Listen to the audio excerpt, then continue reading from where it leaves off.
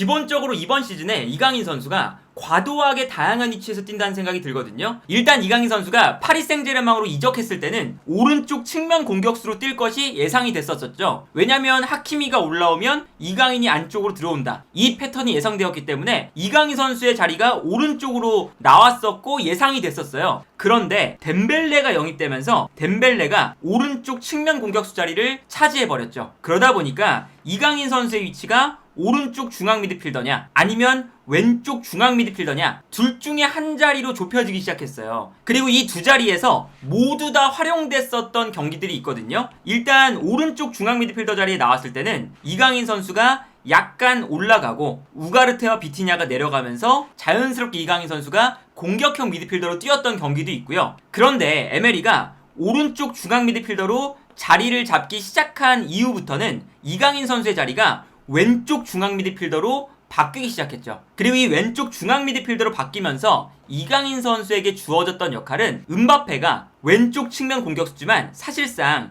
중앙 지역으로 들어가서 세컨드 스트라이커처럼 뛰는 것을 선호하죠. 그러다 보니까 이 왼쪽 지역에 공간이 많이 발생을 했고, 그리고 더군다나 리카르안데스가 오버래핑을 하는 선수가 아니었기 때문에 이강인 선수가 왼쪽 측면을 넓게 활용하면서 자연스럽게 4-4-2 전형처럼 변화하는 전술, 이게 파리 생제르맹의 전술 중에 하나였어요. 그런데 여기서 또 문제는 음바페가 중앙 지역으로 들어가고 이강인이 측면으로 나왔을 때 에메리까지 공격으로 좀 올라가다 보니까 중원에 우가르테 혼자 남는 장면이 많이 나왔습니다. 그러다 보니까 파리 생제르맹이 수비 밸런스에 문제를 느끼면서 이강인 선수를 음바페 옆에 기용을 하면서 비티냐, 우가르테, 에메리 이 3명의 미드필더를 구성할 때도 있었죠. 그리고 이때는 이강인 선수가 내려오면서 미드필더 라인의 밸런스를 맞춰주는 형태가 되기도 했었어요. 그러니까 이강인 선수가 이번 시즌 파리 생제르맹으로 이적한 다음에 오른쪽 측면 공격수, 그리고 왼쪽 중앙 미드필더, 오른쪽 중앙 미드필더, 그리고 상황에 따라서는 음바페가 시즌 초반에 이적 사가 때문에 못 나온 경기가 있잖아요. 그때는 이강인 선수가 음바페 대신에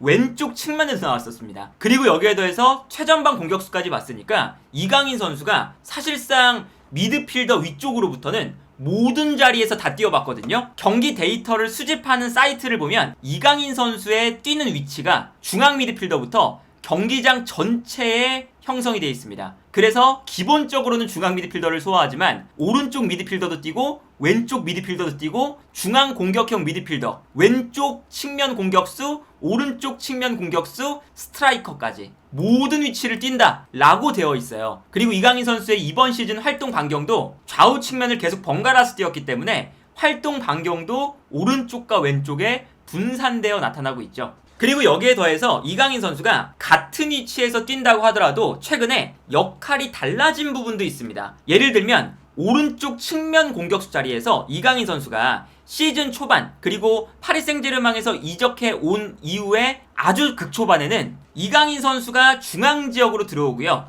하키미가 올라가는 이러한 형태였어요. 그래서 이강인 선수가 공격형 미드필더처럼 뛰고 하키미가 올라가서 측면을 넓게 활용을 했었죠. 이게 프리시즌 때도 이러한 형태가 계속 나왔었고요. 시즌 초반에도 이강인 선수가 오른쪽에 나왔을 때 하키미와 이강인 이 두 명의 호흡이 좋았었거든요. 그런데 덴벨레가 나오면서부터, 덴벨레가 오른쪽 측면 공격수 자리에 나왔을 때 덴벨레는 이강인과 다르게 안쪽으로 들어오는 플레이보다는 직선적으로 올라가는 플레이를 더 잘하는 선수입니다. 그러다 보니까 덴벨레가 측면을 넓게 써줄 때가 많았고요, 하키미가 오히려 측면으로 올라가는 게 아니라 안쪽으로 접고 들어올 때가 많아졌어요. 그리고 에메리가 공격적인 능력이 매우 이번 시즌에 뛰어나기 때문에 에메리가 올라가는 공간을 만들기 위해서 덴벨레가 중앙으로 들어오는 것보다는 측면 지역을 넓게 사용하는 것이 더 중요했죠. 그러다 보니까 오른쪽 측면 공격수의 역할이 하키미도 중앙 지역으로 들어오고 에메리도 올라오는 이러한 형태로 전술이 만들어지다 보니까 이강인 선수가 오른쪽에 나왔을 때는 최근에 측면을 넓게 쓰는 역할로 바뀌었습니다. 그래서 예를 들면 이강인 선수가 측면에서 넓게 움직일 때 수비가 끌려 나가고, 이때 에메리나 하키미가 안쪽으로 들어와서 공간으로 침투해 들어가는, 그리고 이강인 선수는 경기장을 넓게 바라보면서 패스를 뿌려주는 형태, 이러한 형태로 전술이 바뀌었어요. 그래서 예를 들면 이제 이런 거죠. 시즌 초반에는 이강인 선수가 안쪽으로 들어가면서 하프 스페이스에 위치하고 하키미가 이강인이 만들어준 공간으로 올라가면서 측면을 넓게 사용하는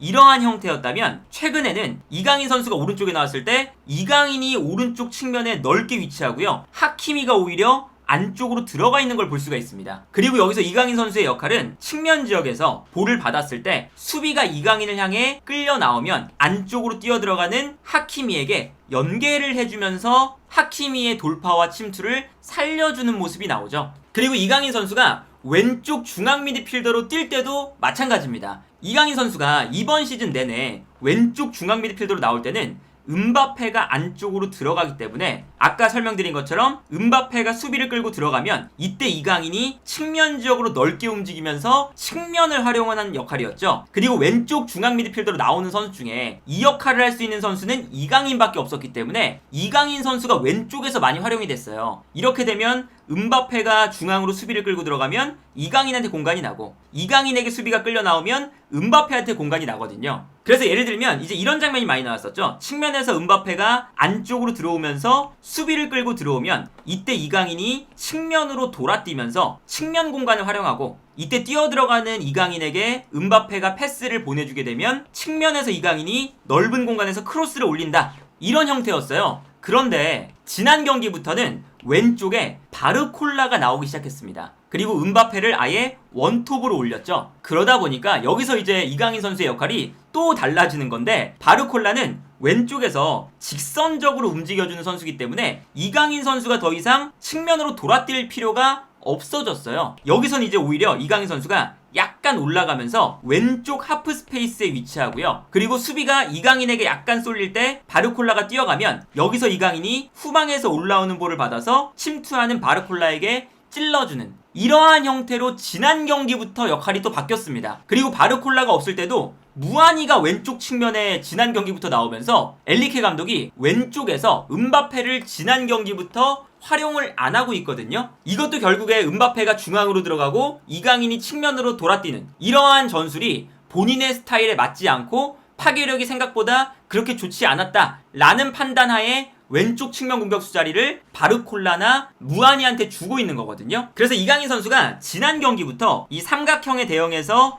왼쪽 중앙 미드필더로 나올 때 조금 더 안쪽에서 볼을 받기 시작했어요. 그리고 여기서 이강인 선수의 역할은 중간 지역에서 볼을 받은 다음에 뛰어들어가는 바르콜라에게 찔러주는 역할이 좀 변경이 됐죠. 그래서 이 장면에서도 이강인의 찔러주는 패스가 들어가면서 바르콜라가 뛰어갈 때 이강인의 패스를 받아서 측면을 넓게 활용하는 이러한 형태거든요. 그러니까 이 뜻은 뭐냐면 이강인 선수가 애초에 위치 자체도 너무나 많지만 그 위치에서 뛰는 역할도 경기마다 달라지고 엘리케 감독이 아직까지 전술을 확정짓지 못했거든요. 그래서 전술이 계속 달라지고 있어요. 그러다 보니까 이강인 선수가 팀에 적응하고 경기에 적응하는 지금 시간이 다소 오래 걸리고 있는 상태라고 보여지거든요. 그러다 보니까 오늘 경기도 이강인 선수가 지난 경기에는 오른쪽 측면에서 뛰었지만 이번 경기는 왼쪽 중앙 미드필더로 뛰고 심지어 역할 자체가 평소에 뛰던 역할과는 달라지니까 이번 경기에서 전술에 녹아드는 것을 어려워하는 모습을 보여주면서 오늘 경기에서는 분명하게 평소보다 부진한 활약이었거든요. 그러다 보니까 경기 중에 비티냐, 에메리, 이강인 중에서 이강인 선수가 가장 부진하니까 우가르테가 들어올 때 이강인 선수가 가장 먼저 교체로 나갈 수밖에 없는 장면까지 나왔어요. 물론 이강인 선수가 모든 경기를 다 잘할 수는 없지만 어쨌든 이 선수 자체가 꾸준하게 활약을 하려면 그리고 기복 없이 좋은 플레이를 꾸준하게 보여주려면 역할 자체가 어느 정도 고정이 되고 그리고 선수 입장에서도 이 팀의 전술에서 본인의 역할과 전술적인 그런 플레이가 어느 정도는 안정화가 돼야 꾸준한 플레이를 하고 익숙한 플레이가 나오면서 그 플레이를 조금씩 더 발전시킬 수가 있거든요. 그리고 파리 생제르맹에서 이강인 선수뿐만 아니라 무아니 같은 경우에도 최전방을 받다가 왼쪽 측면을 받다가 오른쪽 측면을 받다가 이러니까 무아니도 제대로 자리를 못 잡고 있어요. 그리고 비티냐도 처음에는 오른쪽 중앙 미드필더 그리고 오른쪽 측면 공격수 왼쪽 중앙 미드필더 여러가지 위치를 소화했기 때문에 최근에는 정말 잘해주고 있지만 이강인 선수가 아시안게임에 차출돼서 없는 기간 동안 비티냐가 팀의 전술에 녹아드는데 조금 시간이 많이 걸렸죠. 이제 그런 것처럼 이 엔리케 감독의 전술적인 실험 그리고 너무 큰 전술적인 변화가 계속해서 이루어지고 있기 때문에 이강인 선수의 시즌 초반이 순탄하게 흘러가는 흐름은 아니고요. 이제 그러다 보니까 이강인 선수가 좋은 경기도 있고 약간 부진한 경기도 있고 약간 경기의 활약도가 이제 요동치는 모습이 나오고 있는데 이강인 선수가 그렇다 하더라도 정말 뭐 최악의 퍼포먼스를 보여주거나 그런 경기는 없거든요. 그렇기 때문에 이제 여러 가지를 고려했을 때 이강인 선수의 그런 플레이를 이제 너무